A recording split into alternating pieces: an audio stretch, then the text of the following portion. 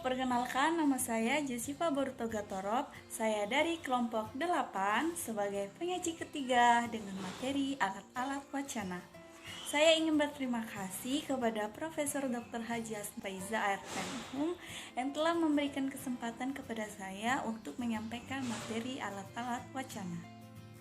Alat-alat wacana, alat-alat gramatikal yang biasa digunakan untuk membuat sebuah wacana, antara lain yang pertama konjungsi, yaitu alat untuk menghubung-hubungkan bagian-bagian kalimat atau menghubungkan paragraf dengan paragraf. Dengan konjungsi ini, hubungan itu menjadi lebih eksplisit dan akan menjadi lebih jelas bila dibandingkan dengan hubungan tanpa konjungsi. Misalnya, raja sakit, permaisuri meninggal. Dengan tambahan konjungsi menjadi raja sakit dan permaisuri meninggal. Kedua, menggunakan kata ganti. Menggunakan kata ganti dia, nya, mereka, ini, dan itu sebagai rujukan anaforis.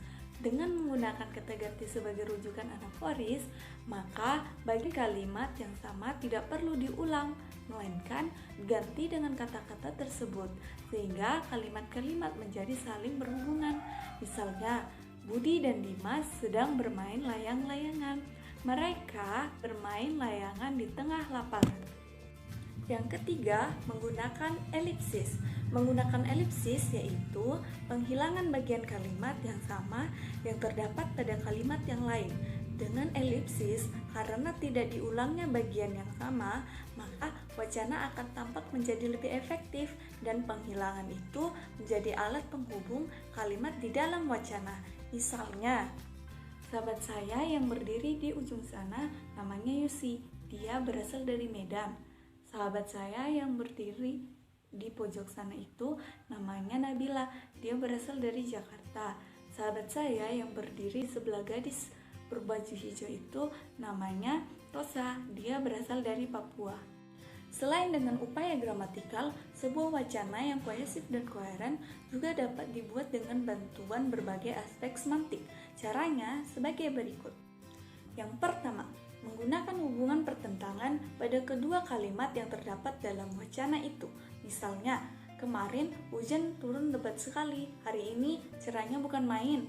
Kedua, menggunakan hubungan generik spesifik atau sebaliknya spesifik generik. Misalnya, keledai itu jangan kamu tunggangin terus, binatang juga bisa lelah.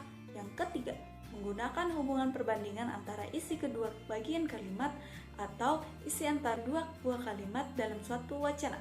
Misalnya, lahap benar kamu makannya, seperti orang yang tidak pernah makan dalam waktu seminggu saja. Yang keempat, menggunakan hubungan sebab akibat di antara isi kedua bagian kalimat atau isi antara dua buah kalimat dalam satu wacana.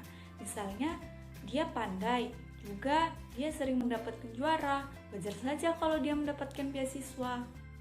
Yang kelima, hubungan tujuan dalam isi sebuah wacana. Misalnya, dia belajar dengan giat agar kelak dia bisa mewujudkan cita-citanya. Yang keenam, menggunakan hubungan rujukan yang sama pada dua bagian kalimat dalam satu wacana.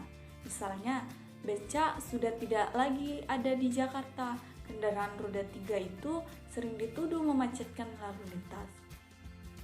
Sekian video pembelajaran dari saya ucapkan terima kasih dan semoga materi yang saya sampaikan dapat menambah wawasan kita mengenai alat-alat wacana.